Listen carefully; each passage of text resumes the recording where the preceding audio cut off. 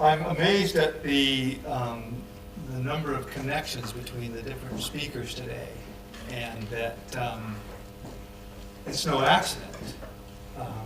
What I'm feeling is there's a group consciousness that has really taken hold on this. And one of the things that is really important for what we're doing was summed up in a paper that we got hold of a couple of months ago. And it was talking about, the title of the article was "Why the Local Food Movement is Unstoppable." And the key message there was about, it's a leaderless movement. So when you get your head around that, it's totally different to anything we've ever experienced before. We've always had to have leaders, but this is collaborative leadership, which is what I'm going to be focusing on today. And so it's the thought, the real strategic thinkers coming together in a collaborative way that's really driving this. Plus it's grassroots. So we've been through a couple of different titles for what I'm going to talk about today, and because this thing's changing all the time. And so Peter had this great title. It was Conversational Tools for a New Paradigm.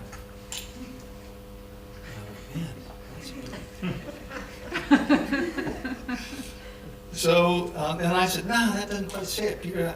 How do we move from aspirational goals to community outcomes? And then you can feel my years and years working with government coming in that title. So, anyway, we didn't go any further with that, but the context that I want to talk about today is there's going to be a minimal amount of slides here, but I want you to feel in your body what I'm going to be talking about. And it's a new way of communicating, and it's a brand new way of listening. And it's a way of creating, managing, maintaining, and monitoring relationships.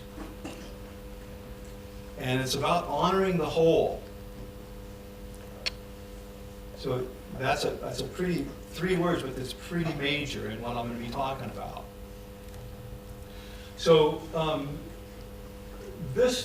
the work that Clive and I and Peter have co-created, and now it's out to this. This is kind of what we set out as the vision. And you can see there's a lot in that. That took a long time to get those words together. But so it's about reshaping. And this is what we want to achieve. And what I'll talk about now is the how we're going to do that. So the next slide, Peter. And so typically we do the vision, then we do the mission, and then we do whatever's next, you know. But this is the aspirational kind of stuff. So what I want to, there's a great quote here that I'm just going to give you, and this was from a guy by the name of Michael Schumann in a book called Going Local, Creating Self-Reliant Communities in a Global Age. And the quote goes something like this: going local does not mean walling off the outside world. It means nurturing locally owned businesses which use resources sustainably, employ local workers at decent wages, and serve primarily local consumers. It means becoming self-sufficient and less dependent on imports. Control moves from the boardrooms of distant corporations back to the community where it belongs. That kind of says it to me. So the mission that we set out with there is based on a collaborative leadership model. And I'm just loving the number of times that word comes in here in the various talks, because 10 years ago it was hardly used. And it had quite a negative connotation in Maori history about collaborators. You know, they were Mallory that went over and coached the British and did things. So it's, and lovely to hear Ronnie talking about it in this new context. And this gets back to this leaderless concept. It's about local ownership and empowerment, rebuilding community cohesion and resilience, working in harmony with the natural world, preserving cultural and spiritual identity, which we just got a really great foundation in, and all grounded in sustainability. And that word means a lot to a lot of different people, but it's about the ability to sustain, really, is what it says. And this is the new paradigm, and it gets interwoven in all these discussions.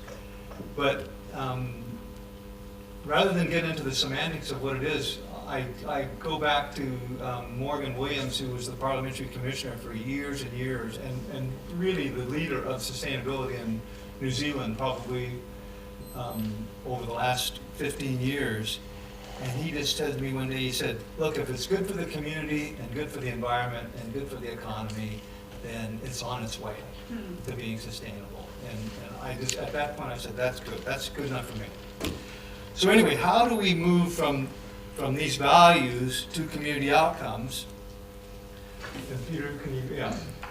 When we are embarking on a paradigm shift, and there's going to be a few lines here that may feel a little bit depressing, but I'll note when those are coming up.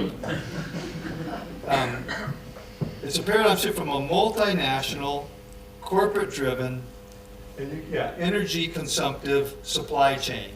So these are just contrasts of multinational versus local. Yeah, you recognize that guy? You didn't know you were going to start it, didn't you? Now you're going to grow it. Okay, so when we move from those values to community outcomes, it's when we live in a time of massive institutional failure, and this is one of these depressing lines, and collectively we're creating results that no one really wants. When we have climate change, hunger, poverty, and destruction of the foundations of our social, economic, ecological, and spiritual well-being. I mean, that's the last of those. But this time really calls for new consciousness and a new collective leadership capacity to meet these challenges in a more conscious, intentional, and strategic way. The development of such a capacity will allow us to create a future of much greater possibilities. So, no more slides for now. This is where I want you to kind of feel this in your body. So, where are we now? And I thank Ruth for this great quote. I use it all the time. We have temporarily forgot how to be citizens, and in our amnesia have primarily become consumers. I've added a few words to it. We have inherited or bought into a non-sustainable, dysfunctional way of working, evidenced by silo mentalities. Again, not honoring the whole. It's you're doing this, I'm doing this. Focusing on independent individual mentalities. Win or lose outcomes, it's competitive. Competitive scarcity mentalities. I'm right, you're wrong. Resource dependent, can't do anything unless we have resources. Separation between research and practice. So these practices that we've kind of inherited or bought into result in isolation, duplication, competition, and in the worst case, adversarial conflict. And you only have to go down to Wellington and look at how our parliament works to see that if that's our role models, no wonder. Okay. We still awake? Yeah. It's all after lunch is tough. So back to the key question, how do we move from aspirational goals to community outcomes? So the heart of what we have kind of created here is to build a collaborative partnership framework to lead, guide, host, and facilitate this transformational shift to a relocalized food system for Northland. So the irony of what we're doing, we had come into it thinking, oh, we're going to have to get resources, we're going to have to apply for all these grants and so on and so forth. We haven't done any of that. Luckily, we all are in situations where we can donate time as volunteers to the social enterprise that we've created, where we're not dependent on that at this stage.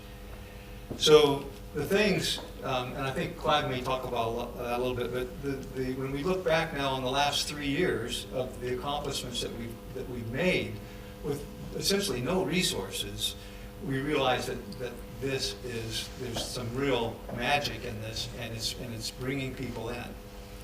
It's almost like the other day we were saying, before we were actually out there seeking the funds, and now we're finding the funds are seeking us. I think the biggest one was when we were asked to go give a talk at the hospital the other day. And no offense to the hospital people, they're doing great work, but they're at the bottom of the cliff, dealing with all the issues around the diets of people and how it's translating into illness. And I think when they gave us the floor to talk, you could see that, oh God, a breath of fresh air has come into the room, So that was really important for us to witness and to pull the whole health sector into this, and the importance of fresh, locally grown, healthy food.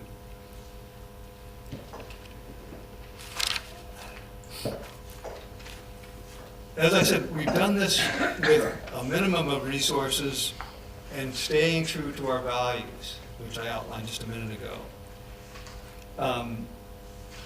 So when you look at the power of collaborative leadership, and I love Rongi's comments on some of this, same things, but it harvests the collective knowledge and expertise which builds collective wisdom. And I would say, I would throw any problem around the food issue right now to a collective like this, and the answer would be in here.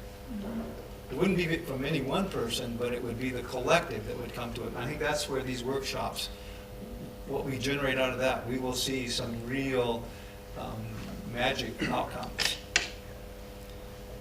It promotes efficient, effective, and sustainable outcomes. It builds long-lasting relationships. The friendships and relationships that will be created out of this will go on. You watch. It promotes active listening, open-mindedness, and inclusiveness. It promotes experiential learning, getting out and doing it, testing it. And it facilitates embedded, lasting change. What we create lasts. It will be sustained. It promotes innovation, flexibility, creativity, co-creation, and enhanced problem-solving capability.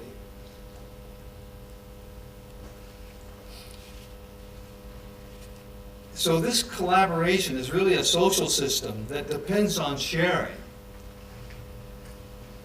to unleash its full energy and potential. It's like a virus, and to have any hope of being epidemic, it's got to be shared. And I like that analogy, like what's going to happen here, this is contagious, what we're doing. And I think, like we've all said, the three of us to co-create this as a social enterprise, and then to have, after 3 years for it to come together in something like this, has been really heartwarming for me, and I know you guys too. So the next slide, Peter. I did say I'd bring some humor into this, didn't I? Have any of you got this?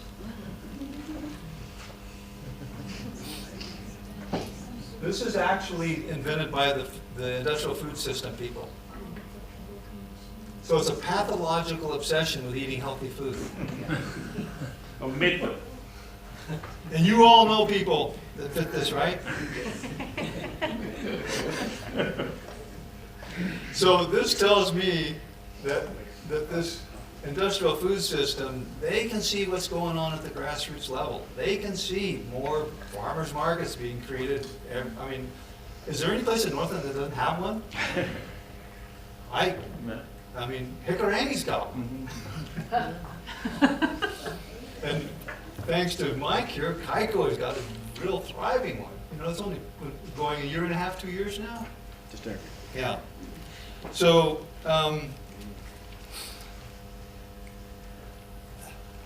the other thing I was reading the other day about laughter,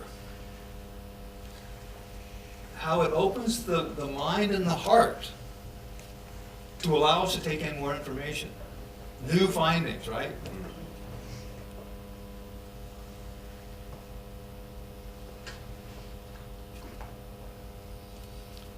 So, this is a tool that I've used quite a bit.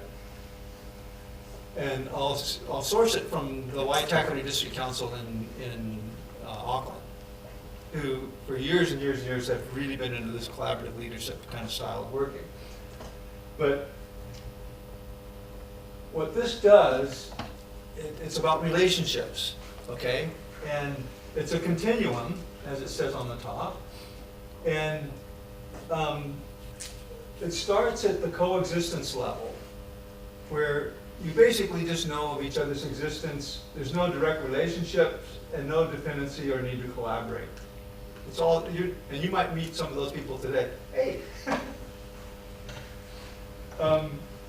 Then you go into networking, which is you start sharing information, you have informal discussions, and you're getting a better understanding of who's doing what. And then you move into cooperation, which there's no real long-term relationship implied in that, but there's an acknowledgement of common issues and interests. And there's really no ongoing commitment there. Then we get into collaboration, which has trust, fundamental.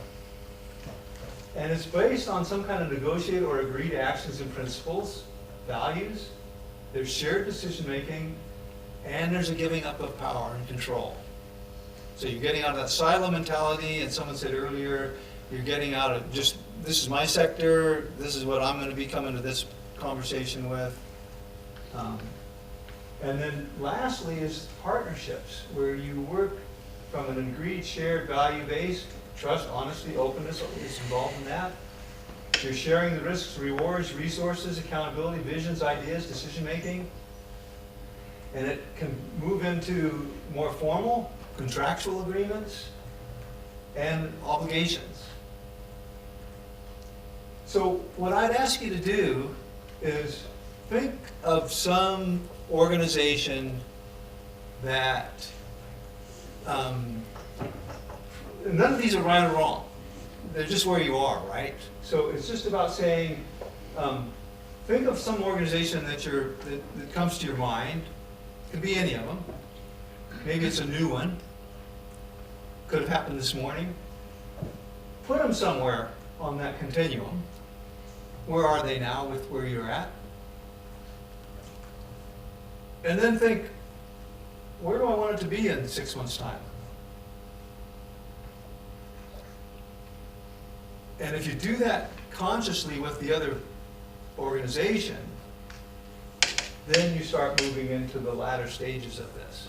And I think that's what we're seeing here with the cross-section of people we have involved in this beginning of a collaboration. So, yeah, I found that very beneficial to creating relationships and getting a common sense of from the parties that are going to be involved in that relationship, a starting point. And then there's a lot of tools about saying, okay, how are you going to manage that relationship over time and monitor the relationship? I mean, this is, communication and relationship are the fundamentals of what we're doing here. This is the paradigm shift that we're talking about. And anybody that's moved into this, I think feels that, hey, you don't feel like you're alone in it? So, just some conclusion, a couple of comments here. These are just a couple of quotes that I love, and it says, for most of us, the problem isn't we aim too high and fail, it's just the opposite, we aim too low and succeed. And it's about making haste slowly.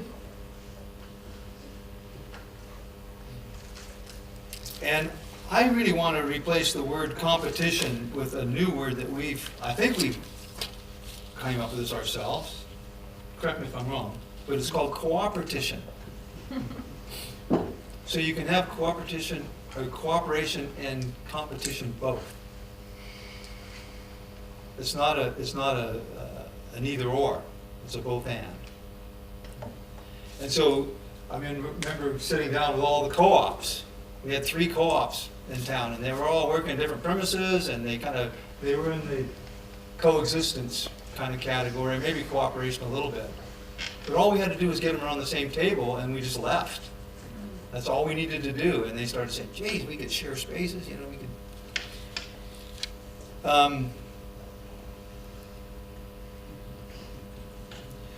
I think also, let's really consider moving from that reactive space to a generative space, where we're actually generating stuff. And I think that's where these workshops will show you that that's going to happen too. And the Margaret Mead quote that we keep talking about and re-quoting is, never doubt that a small group of thoughtful, committed citizens can't change the world. In fact, it's the only thing that ever has. So it all starts at this level.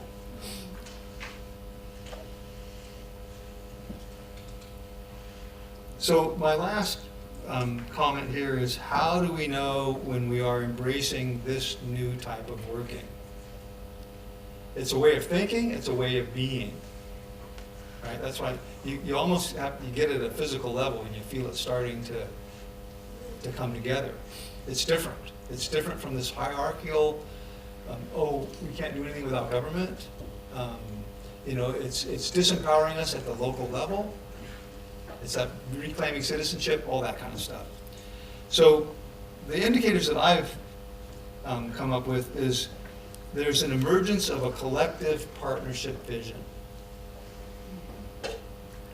There's a sense of empowerment and accomplishment among the participants. There's responsiveness to challenges and demonstrations of adaptation. How many people, when you talk about climate change, they say, well, we can either be a denier or we can say we're upset about it, but what about how do we adapt? Isn't that maybe the middle ground to say, we've got to do something here. How do we adapt if it's happening? No one's going to deny that. Unless it's alternative facts, we probably. It's implementation of new processes and structures, and there's a replication of the collaborative processes in new situations. And I think that's what happens. Once you start using this way of working with groups and really listening and honoring the collective knowledge and wisdom, people take it back to other spaces and use it. And my sense is that's the paradigm shift that we're talking about here. Food is a great avenue to bring this in, but it's like communication, relationships. That's where this is all going to be. This is the birth that I think the 3 of us feel like we birthed it now, and it's time to watch it prosper. Thank you.